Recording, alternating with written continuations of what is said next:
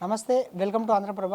ప్రస్తుతం మనమైతే ఎర్రవరంలోని బాల ఉగ్ర నరసింహస్వామి విగ్రహాన్ని వెలికి తీసిన పండుస్వామి వాళ్ళ నాన్న దగ్గర అయితే ఉన్నాము. ఇంటి దగ్గర వాళ్ళ నాన్నతో మాట్లాడుతున్నాము. ఆ ఊరి ప్రత్యేకత, ఆ దేవాలయం గురించి పూర్తి వివరాలు అయితే వాళ్ళ నాన్న అడిగి తెలుసుకుందాం. నమస్కారం సార్, మీ పేరు సార్? సూర్యపల్లి హుసేన్ అండి. మీ బాబు పరిస్థితి స్టార్టింగ్ నుంచి ఇట్లే ఉంటున్నాడా సార్? లేదండి, స్వతహాగా అందరు పిల్లలు ఎట్లా ఆడుతూ పాడుతూ అల్లరి చిల్లరగా తిరిగేటోళ్ళు, పిల్లలతోటి చదువుకుంటా వాళ్ళతోటి మంచిగా ఏ వయసులో 10 సంవత్సరాల వయసులో బాలుడు పిల్లలతోటి వాళ్ళ ఏ విధంగా ఉంటాడో ఆ విధంగానే ఆటపాటలతోటి చదువు సంధ్యల్లో తిరుగుతూ ఉండేవాడు. కాకపోతే ఆ బాలుడికి కొంచెం భక్తి భావాలు ఉన్నాయండి. భక్తి భావాలంటే చిన్నప్పుడు పిల్లలు ఆయనకి ఫ్రెండ్స్ ఎక్కువ ఉంటారు. రామదండు సైన్యం లెక్క ఎటు పోయినా 20 మంది ఉంటారు. ఆయన బయటికి వెళ్ళినంటే ఇల్లు అనేది మర్చిపోతాడు, ఆకలి అనేది మర్చిపోతాడు. పిల్లలతోటి సహవాసంగా ఆడుతూ పాడుతూ చదువు సంధ్యల్లో కూడా ఉన్నత స్థితిలోనే ఉండేవాడు. అయితే ఇక ఆ బాబుకి కాస్త దైవభక్తి ఎక్కువ ఉంది. ఆ దైవభక్తి ఎక్కువ వల్ల స్వామి నచ్చి మెచ్చి ఆ బాలుడికి ఆ స్వామి రావటం జరిగిందండి. ఏ ఏ టైంలో జరిగింది సార్? ఎక్కడ జరిగింది? అది 2022 సంవత్సరం అండి. అది ఆగస్టు నెల 19వ తారీఖు 2022 సంవత్సరం. ఆ బాబు 8th క్లాస్ చదువుతుండే, హుజూర్నగర్లో గురుకుల పాఠశాల చదువుతుండండి. 8th క్లాస్ చదువుతుండే ఆ టైంలో. 2022 ఆగస్టు 19వ తారీఖు శుక్రవారం అర్ధమరాత్రి వేళ ఆ బాలుడు హాస్టల్లో ఉన్నప్పుడు స్వామివారు బాలుడు ఒంటి మీదకి వచ్చేసి వాక్కు రూపంలో ఓపెన్గా చెప్పడం జరిగిందండి. ఏమని చెప్పాడంటే, ఎర్రవరంలో ఉన్నటువంటి దూలగుట్టమైన బాల ఉగ్ర లక్ష్మీ నరసింహస్వామిని దూలగుట్ట పైన 12 శిరసుల నాగమయ్య పడక కింద పుట్టల్లో నేను కొలువై ఉన్నా. నేను బాల ఉగ్ర లక్ష్మీ నరసింహస్వామిని, నాకు దేవాలయం కట్టాలా, నిత్యం పూజలు చేయాలా, నైవేద్యం పెట్టాలా అని బాలుడి చేత వాక్కుని పలికించడం జరిగింది. ఆ విషయం ఆ స్వామి వచ్చినప్పుడు ఏ విధంగా ఉంటాడంటే, నరసింహస్వామి ఉగ్ర రూపంతో చెప్తాడు. అదే 19వ తారీఖు శుక్రవారం అర్ధరాత్రి వేళ 2022 సంవత్సరం ఆగస్టు 19వ తారీఖు నాడు ఆ బాలుడికి ఒంటి మీదకి వస్తే ఆ స్కూల్లో ఉన్న టీచర్స్ కానీ పిల్లలు కానీ కొంచెం భయపడ్డారు, భయాందోళనకు గురి కావడం జరిగింది. ఎందుకంటే ఆ స్వామి వాక్కు ఏ విధంగా చెప్తాడంటే ఉగ్ర రూపం ఉంటుంది, గాండ్రింపు ఉంటుంది, సింహం లెక్క గాండ్రిస్తాడు. సింహం లెక్క గర్జించుకుంటా ఇక్కడ ఎర్రవరంలో దోలగుట్ట మీద 12 శిరసుల నాగమయ్య పడక కింద, నేను 12 శిరసుల నాగమయ్య పడక కింద బాల ఉగ్ర లక్ష్మీ నరసింహగా నేను ఇక్కడ కొలువై ఉన్నాను, నాకు దేవాలయం కట్టాలని నిత్యం పూజలు చేయాలని చెప్పిండు. చెప్తే ఆ విషయం నాకు స్కూల్ టీచర్లు ఫోన్ చేసి అర్ధరాత్రి వేళనే చెప్పారు. నాకు చెప్తే, సార్ ఈ నైట్ పూట మరి ఇట్లా చెప్పారంటే మా ఊరికి ఆ స్వామి ఇక్కడ వచ్చి కొలువై ఉంటాం, మాకు చాలా సంతోషమే, కానీ మీరేం భయపడకూడదు, ఆ స్వామి వచ్చినప్పుడు ఆ విధంగానే చెప్తాడు. ఆ స్వామి ఎవరు భయపడాల్సిన అవసరం లేదు. అంతకంటే ఇక అంత సాక్షాత్ ఆ విష్ణుమూర్తి ఇక్కడ కొలువైనంటే మా ఊరు పెద్ద పుణ్యక్షేత్రం అయినట్టే. ఇక మా ఊరు చేసుకున్న అదృష్టం అది, పుణ్యఫలం అది, మా ఊరు చేసుకున్న పుణ్యఫలం అది. చాలా సంతోషంగా ఉంది, మీరేం భయపడబాకరి, ఆ నైట్ వరకు జాగ్రత్త చూసుకోరు బాలుని, మేము వచ్చి పొద్దున్నే తీసుకొని వస్తామని చెప్తే వాళ్ళు ఆ విధంగానే జాగ్రత్త చూసుకోరు. మీకు టీచర్స్ ఇన్ఫామ్ చేసిరు కదా సార్? ఇన్ఫామ్ చేయగానే మీరు దీన్ని నమ్మిరా సార్? ఇట్లా దేవుడు ఆహ్వానించిండు మీ అబ్బాయిలోకి అని చెప్పినప్పుడు వాళ్ళు చెప్పినప్పుడు ఫోన్ స్పీకర్ ఆన్ చేశారు. వాళ్ళు స్పీకర్ ఆన్ చేయండి స్వామి చెప్తూనే ఉండు. వాళ్ళు ఫోన్ చేశారు నాకు. ఫోన్ చేస్తే స్వామి సింహంలోకి గాండ్రించుతూనే ఉండు, గాండ్రించుకుంటూ చెప్తూనే ఉండు. చెప్తుంటే ఇక నేను నేను సెల్లని విన్నా, స్పీకర్ ఆన్ చేసే వాళ్ళు విన్నా కాబట్టి ఆల్రెడీ మా ఊర్లో పొలిమేర దాటిన తర్వాత హుజూర్నగర్గా దోలగుట్టలో ఇది పడగరాయి గుట్ట కాడ స్వామి వెలిసిండు. అక్కడ సిచ్యువేషన్ నేను చూసిన. ఏంటంటే స్వామి వారు వచ్చినప్పుడు ఎటువంటిదంటే సింహంలకు గాండ్రింపు ఉంటుంది, ఆయన రూపమే ఆ రూపం కాబట్టి సింహంలకు వచ్చిన ఒంటి మీదకి స్వామి వచ్చినప్పుడు గాండ్రిస్తాడు, సింహంలకు ఎగిరెగిరి పడతాడు, గాండ్రిస్తాడు, భయపడతాడు ఆ అరుపులు, సింహగర్జన వింటే. అది నాకు తెలుసు కాబట్టి నేను అయితే సంతోషపడ్డా, నేనేం భయపడలే, అసలుకి చాలా సంతోషపడ్డా స్వామి రావటం. అక్కడ నేను విన్నా, కళ్ళారా చూసాను, నేను చెవులారా విన్నా, కళ్ళారా చూసిన. ఇక్కడ మా ఊరికి దగ్గరగా ఒక 4 కిలోమీటర్ దూరం హుజూర్నగర్ పరిధిలో దోలగుట్ట అంటే పడగరాయి గుట్ట కాడ స్వామి వెలిసిండు. నరసింహస్వామి వెలిసినప్పుడు నేను అక్కడ జరిగిన ఇన్సిడెంట్లు చూసిన. అక్కడ స్వామి ఒంటి మీదకి వచ్చిన ప్రతి ఒక్కరు సింహంలాగా గాండించడం, ఎగిరెగిరి పడటం అట్లా నేను చూసిన కాబట్టి నాకు అనుభవంతో ఇక్కడ స్వామి చెప్పేది కూడా నేను భయపడలే. అర్ధరాత్రి అయినా కూడా నేను భయపడలే. స్వామి గాండ్రిస్తూనే ఉండే, చెవులు వింటూనే ఉన్నాను, సెల్లు వింటూనే ఉన్నా, నాకు అర్థమైపోయింది. స్వామి వచ్చినప్పుడు ఆ విధంగా ఉంటాడులే అనుకున్నాను. అప్పుడు నేను భయపడలే, నాకు తెలుసు కాబట్టి నేను భయపడలే. కాకపోతే అక్కడ హాస్టల్లో పిల్లలు కానీ టీచర్లు కానీ భయపడరు వాళ్ళు. ఎందుకంటే బాబు ఉన్నట్టుండి సడన్గా అట్లా చేసిండు ఏంది అసలు, ఏమన్నా ఏంది పరిస్థితి ఏందని వాళ్ళు భయపడరు. భయపడి నాకు ఫోన్ చేస్తే మీరు భయపడబాకరి, ఆ సాంగ్ వచ్చినప్పుడు ఆయన ఉగ్రరూపం ఆ విధంగానే ఉంటుంది అని నేను వాళ్ళకి కూడా ధైర్యంగా చెప్పాను. నేను భయపడబాకరి, అర్ధరాత్రి వేళ నాకు ఫోన్ చేస్తే నేను భయపడ్డా ఫస్ట్, అసలు ఏంది ఈ టైంలో ఫోన్ చేశారని. కానీ మంచి వార్త చెప్పారు, శుభకరమైన వార్త చెప్పారు. చాలా సంతోషం సార్, పొద్దున్నే వస్తా, నైట్ వరకు జాగ్రత్త చూసుకోరండి. సర్లేని వాళ్ళు ఆ రోజు జాగ్రత్త చూసుకోరు. మరుసటి రోజు ఉదయం అంటే శుక్రవారం అర్ధరాత్రి వేళ సాంగ్ వచ్చింటే శనివారం ఉదయం నేను 6:30 అక్కడికి పోయినాను. పోయి ఇక తీసుకొని వచ్చిన బాలుని. మీ అబ్బాయిని తీసుకొచ్చిన తర్వాత ఇంటికి తీసుకొచ్చిన తర్వాత ఇప్పుడు విగ్రహ వెలికితీత గురించి అని చెప్పేసి గ్రామస్తులతో మీరు చర్చించిరా సార్? అదే విధంగా జరిగింది సార్? నేను వాళ్ళకి ఇన్ఫామ్ చేసిన, ఇప్పుడు స్వామిని తీసుకొని వచ్చిన ఆ బాలుని ఉదయం పూట శనివారం, శుక్రవారం నైట్ ఆ స్వామి వచ్చిన తర్వాత శనివారం ఉదయం 8 తీసుకొని వచ్చిన. ఉదయం ఇంటికి తీసుకొని వచ్చిన తర్వాత తలంటి స్నానం చేసిండు బాబు. తలంటి స్నానం చేసినాక ఇంకా స్వామి వారు ఆవహించి అసలుకి ఇంకా ఎవరిని బట్టిన ఆగట్లేక డైరెక్ట్గా గుట్టకాడికి పోవాలని పోతుండు, నెట్టుకొని పోతుండు. 4-5 పెట్టినాం, 10 మంది పెట్టినా ఆగట్లే. స్వామిని పట్టడానికి మేమెవరు అని చెప్పేసి స్వామిని ఫ్రీగా వదిలిపెట్టినాం. స్వామి ఆ గుట్టకాడికి పోవాలి కదా, మరి అక్కడ ఆనమాలు చెప్పింది కాబట్టి స్వామి అక్కడికి వెళ్తాడు. మేము కూడా స్వామి వెంటనే వెళ్ళాలి, కానీ మేము పట్టుకోవడానికి మనకు అర్హత లేదు. స్వామిని ఫ్రీగా వదిలిపెట్టినాం. వదిలిపెడితే స్వామి వెంట మేము పోయినాం. నేను వెళ్తూ ఉన్న గ్రామస్తులకు ఫోన్ చేసిన, గ్రామ పెద్దలకి రమ్మని చేస్తే వాళ్ళు 100 మంది వచ్చారు మా వెంట. అప్పటికప్పటికే 100 మంది మా వెంట వచ్చేస్తే ఆ గర్భగుడికి అడిగి ఇప్పుడే స్వామి ఎప్పుడైతే ఇప్పుడు కొలువై ఉండో అదే ఆ గుట్ట అప్పుడు ఎట్టుందంటే కంప కట్ట ఎత్తు ఎగుడు దిగుళ్ళు ఉంటాయి. ఆ గుట్ట అనేది మనుషులు పోవేది కాదు, పశువులు మేకలు తప్ప ఆడికి గుట్ట మీదకి ఎవరు ఎగలేరు అసలుకి.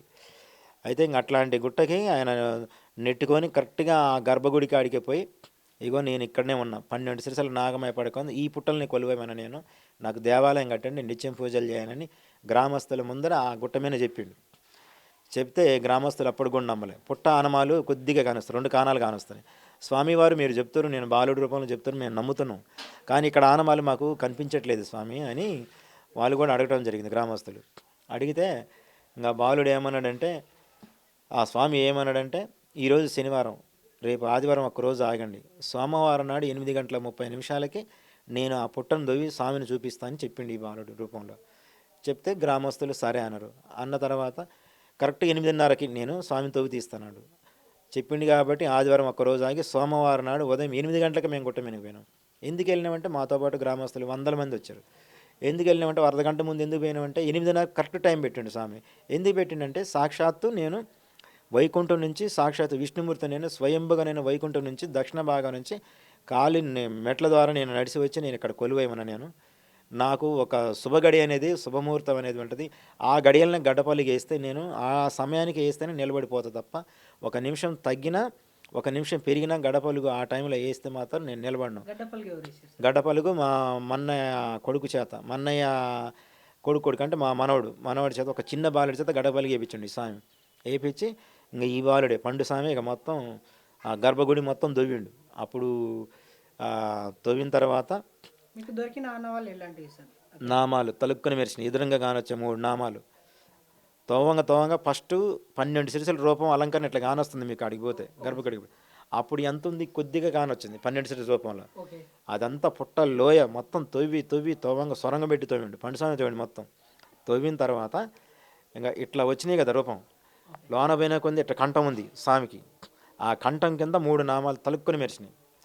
అప్పుడు తవ్వుకుంటూ పోతుంటే ఫస్ట్ ఇంత బెచ్చ తీసుకొని తవ్విండు. తోవంగా మళ్ళీ వదిలేసి ఒట్టి చేతులతో ఇట్లా గుంజుకుంటూ పోయిండు. పుట్ట బంగారం అంటే పుట్టమని అంటారు.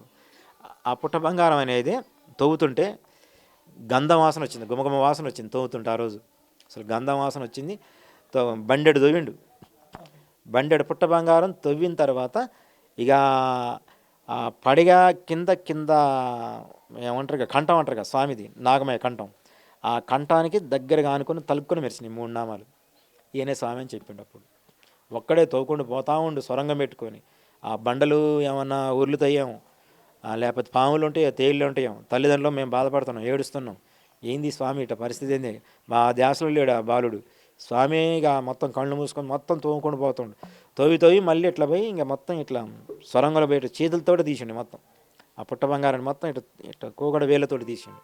రెండు చేతులు పెట్టాక ఇట్లా గుంజుకొని పోయాడు. పోయిన తర్వాత ఇక స్వామి రూపాలు చూపించాడు. తలుక్కుని మెరిసిన నామాలు ఇక స్వామి అని చెప్పాడు. చెప్పిన తర్వాత ఒక 9 మంది ఆడపడుచులను పిలిచి 9 బిందెలు నీళ్ళు తెప్పించి పసుపు కుంకుమ కలిపించి అప్పటికప్పటికి ఇంకా స్వామివారికి అభిషేకం అలంకరణ చేసిండు. అలంకరణ చేసిన తర్వాత 3వ రోజు నాగమ్మ విగ్రహ ప్రతిష్ఠ చేయించిండు. 3వ రోజు చేస్తే దగ్గర 15,000 మంది గుట్ట నిండిపోయారు భక్తులు. అసలు ఇసుకెత్తరాలని భక్తులు 50-60 మంది ఆడపడుచులు ఎక్కడోళ్ళు ఉగ్రాలు ఊగారు. స్వామి బాలుడు ఒంటి కాళ్ళతోటి విన్యాసం చేసి ఈ కాలు తీసి ఇక్కడ పెట్టి ఒంటి కాళ్ళతోటి విన్యాసాలు చేసిండు. అక్కడ గిర్ర తిరిగి అసలు డ్యాన్సులు చేసేవాడు స్వామి. అంత శక్తినిచ్చిండు ఆ స్వామి. ఇంకా అప్పటి నుంచి ఆ విగ్రహ ప్రతిష్ఠ చేసిన కాడి నుంచి ఒక 5 నెలలు అభిషేకాలు అలంకరణలు ఈ పండు స్వామి చేసేవాడు.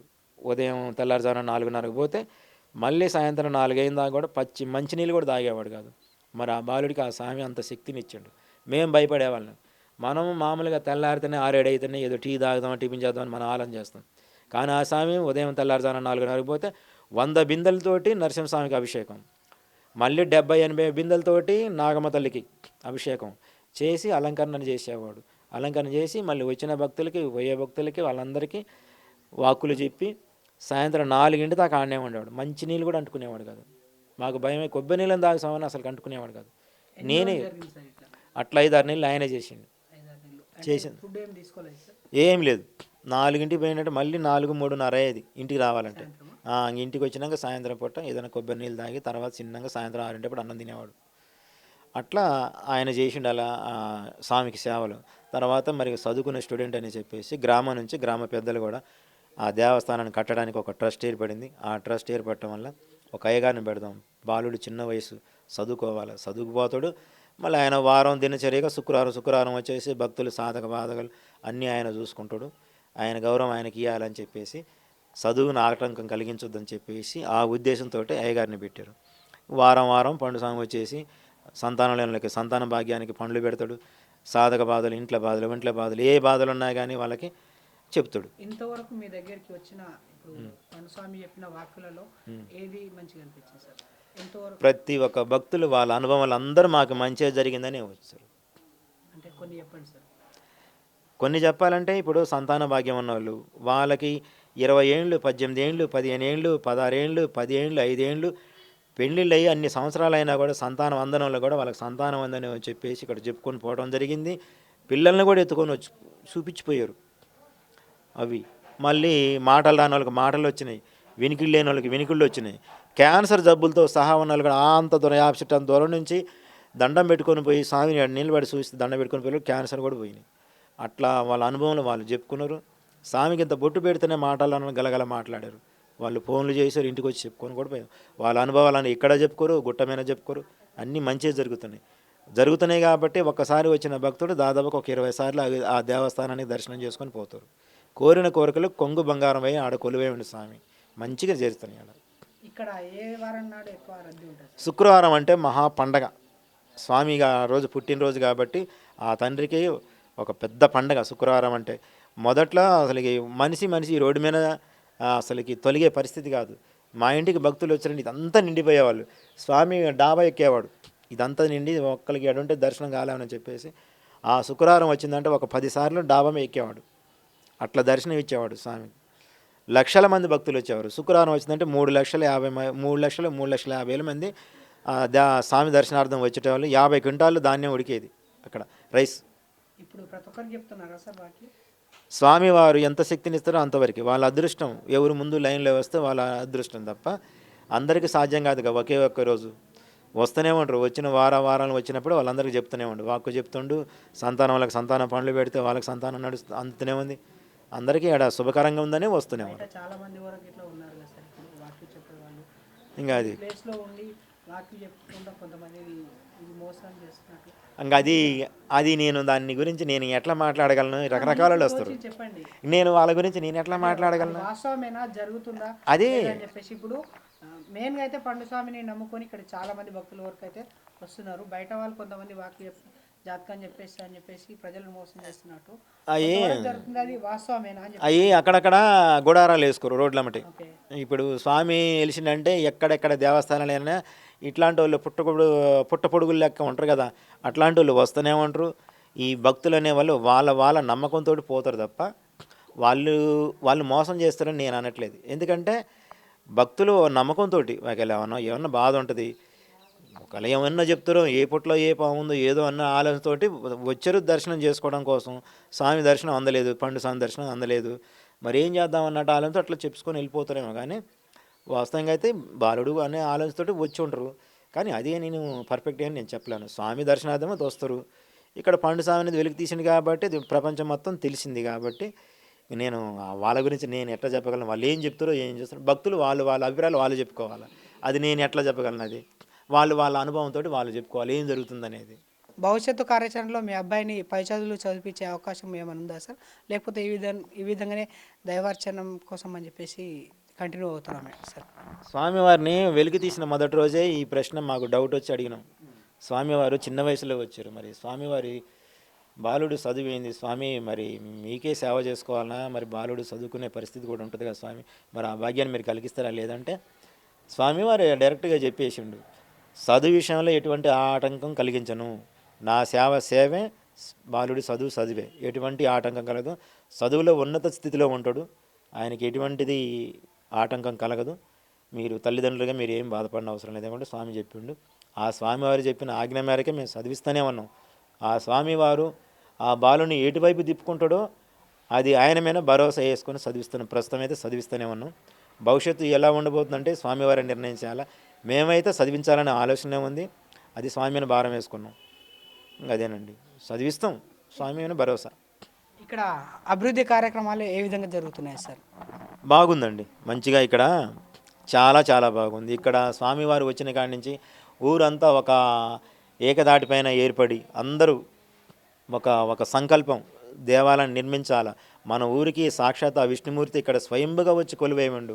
ఎక్కడెక్కడో పూజలు లేకపోతే ఆ దేవస్థానం నుంచి షిఫ్టింగ్ అయిన స్వామి కాదు, సాక్షాత్తు వైకుంఠం నుంచి స్వయంభుగా వచ్చి కొలువేయండి. కాబట్టి అంత మహాపుణ్యక్షేత్రాన్ని మనం ఊరు చేసుకున్న పుణ్యఫలంగా మనం భావించి మన వంతుగా ప్రతి ఒక్క గ్రామస్తుడు మన వంతుగా మనం కష్టపడి ఆ దేవాలయాన్ని తీర్చిదిద్దుకోవాలా, ఉన్నతమైన దేవాలయంగా తీర్చిదిద్దాలన్న ఆలోచనతోటి ప్రతి ఒక్కరు కష్టపడి రేయింబగలు కష్టపడుతున్నాను. ఆ దేవాలయం ఊహించిన రీతిలో దినదిన అభివృద్ధి చెందింది.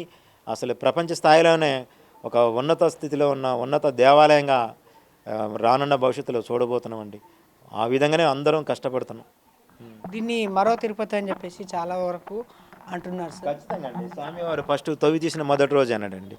రానున్న 2032 సంవత్సరం కల్లా యాదగిరిగుట్ట లక్ష్మీనరసింహస్వామి, తిరుపతిలో ఉన్న వెంకటేశ్వర స్వామి దేవాలయం, తర్వాత కేరళలో ఉన్న అనంత పద్మనాభ స్వామి దేవాలయం, ఈ దేవాలయాన్నింటినీ మించిన మహాపుణ్యక్షేత్రం 2032 సంవత్సరంలో కాబోతుందని చెప్పిండు. కాబట్టి ఆ విధంగానే భక్తులు కూడా వస్తారు. మొదటగా అదే చెప్పిండు, అదే జరగబోతుంది. రానున్న కాలం 2032 సంవత్సరంలో ఇంకా ఆ దేవాలయంలో మహా అద్భుతం జరుగుతుందండి, ఇంకా జరుగుతుంది.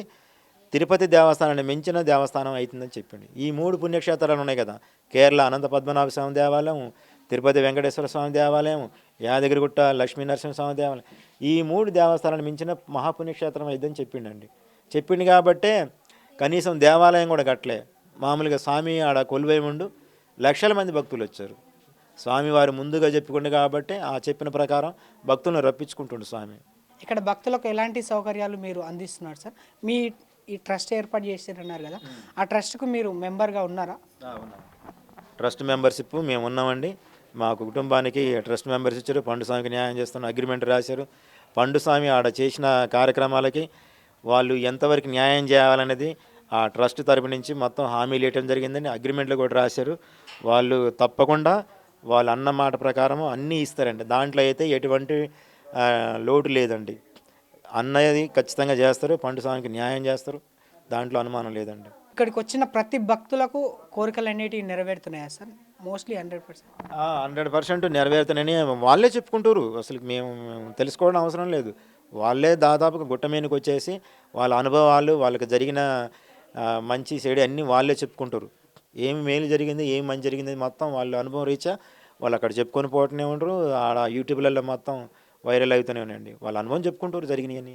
ఇక్కడ పండుస్వామి వాక్కు చెప్పడం వల్ల జరుగుతుందా, లేకపోతే లక్ష్మీనరసింహస్వామి ఆగ్రహంతో ఇక్కడ భక్తులకు మంచి జరుగుతుందని చెప్పేసి మీరు భావిస్తున్నారు? అది ఎలా అంటాం, స్వామివారే వచ్చి బాలుడి రూపంలో వాక్కుని తెలియజేయటం వల్ల పలాని ప్లేస్లో నేనున్నా, ఈ దూలగుట్టమేన నేను ఇక్కడ 12 సిరసల నాగమయ్య పడ కింద నేను కొలువై ఉన్నా అని చెప్పేసి బాలుడి ద్వారా తెలియజేసిండు. పండుస్వామి వాక్కు చెప్పడం కాదు, పండుస్వామి చేత ఆ స్వామి ఆ బాలుడి నచ్చి మెచ్చి ఆ బాలుడి రూపంలో తను ఈడున్నాను, నేను ఇక్కడ స్వామిని ఇక్కడ కొలువై ఉన్నానని బాలుడి చేత తెలియజేసిండు. బాలుడు తెలియజేయటం వల్ల అక్కడ స్వామి ఉండని ఇక్కడ ప్రపంచానికి తెలిసింది. అదండి ఆడ పరిస్థితి. అంతేగాని స్వామివారి అనుగ్రహం అంతా, స్వామివారి అనుగ్రహంతో ఇవన్నీ జరిగినాయి. నేను ఇక్కడ కొలువై ఉన్నానని బాలుడు స్వామి వచ్చి నీకు గాని రాడు, నాకు గాని రాడు. ఒక ఒక నచ్చిన బాలుడికి వచ్చేసి చెప్పుకుంటాడు, నేను ఈ ప్లేస్లో ఉన్నా, ఇది నాకు పూజలు చేసుకోండి, నాకు దేవాలయం కట్టండి.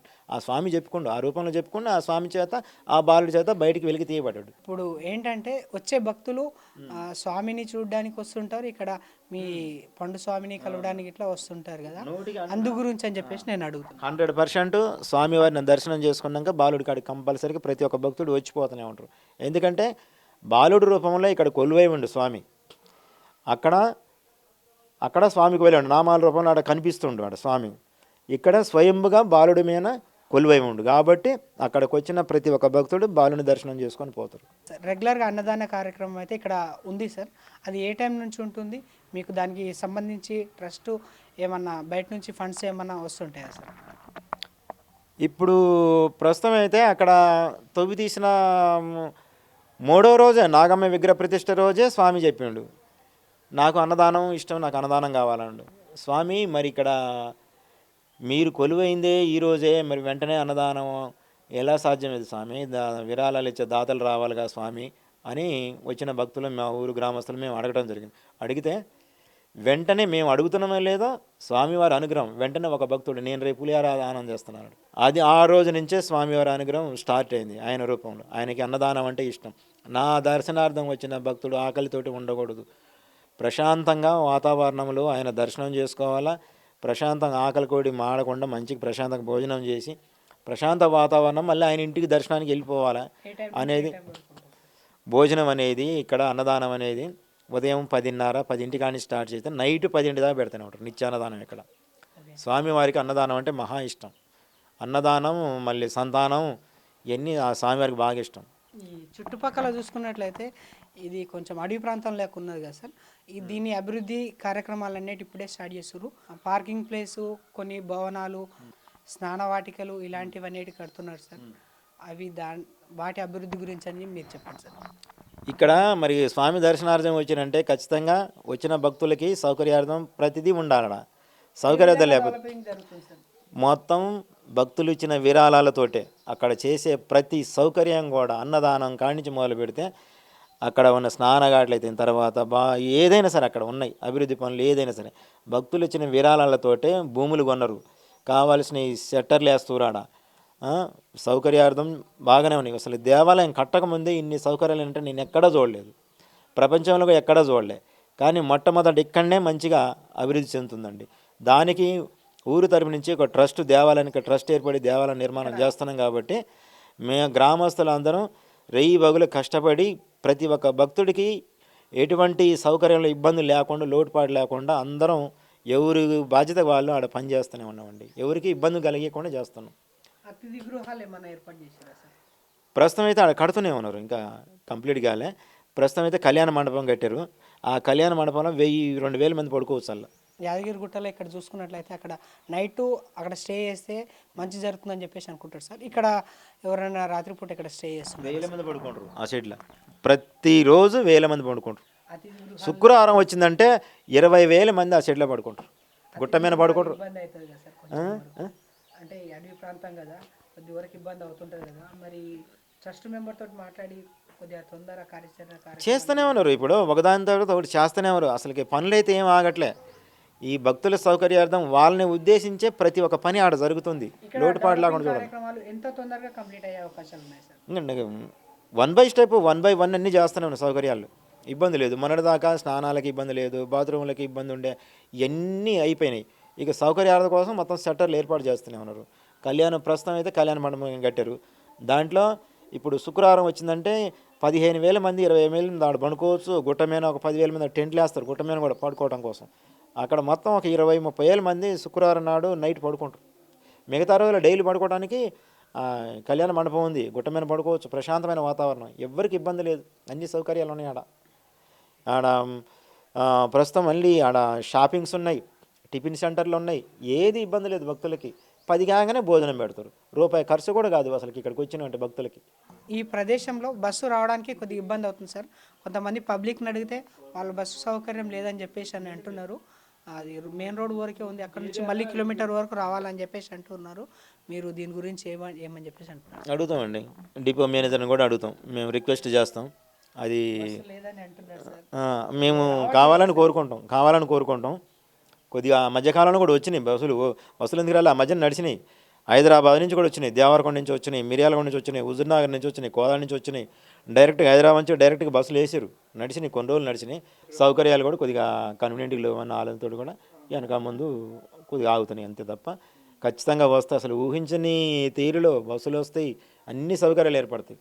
అసలు ఊహించాం 2032 కల్లా అసలుకి చాలా అసలుకి ఊహించని దేవాలయం అవుతుంది అది. చూశారు కదా, 2032 వరకు ఈ ప్రాంతం ఎర్రవరం అనేది చాలా అభివృద్ధి, మరో తిరుపతి మరో యాదగిరి గుట్ట అవుతుందని చెప్పేసి వాళ్ళ పండుస్వామి వాళ్ళ నాన్న అయితే ఇప్పుడు మనతో చెప్పారు. ఇలాంటి మరిన్ని అప్డేట్స్ కోసం చూస్తూనే ఉండండి ఆంధ్రప్రభ.